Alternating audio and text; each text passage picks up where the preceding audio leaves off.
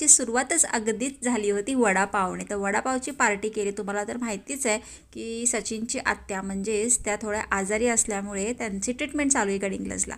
तर आत्या मामांनी आमच्यासाठी मस्तपैकी गडिंग्लजच्या स्टँडवरनं छान वडापाव आणलेला आणि आम्ही सर्वांनी मिळून एकत्र खूप एन्जॉय केला सकाळी सकाळी वडापाव. आणि खूप दिवसानंतर मला ना एकदम तिखट तिखट हिरवी मिरची खायला मिळाली.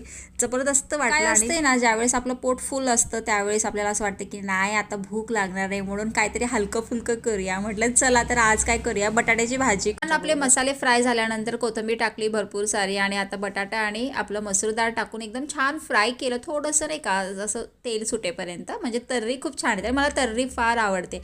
कमी तेलामध्ये पण जर तर्री हवी असेल ना तर लो गॅसवरती छान असं तेल सुटेपर्यंत काही भाजा आणि गरम पाणी टाका. जबरदस्त तर्री येते माहिती का, लय भारी लागते. आणि मला तर चमचमीत फार जास्त आवडते. कोल्हापुरी मसाला म्हटल्यावर काय विशेष हार्ड असते सोडा, काय बघा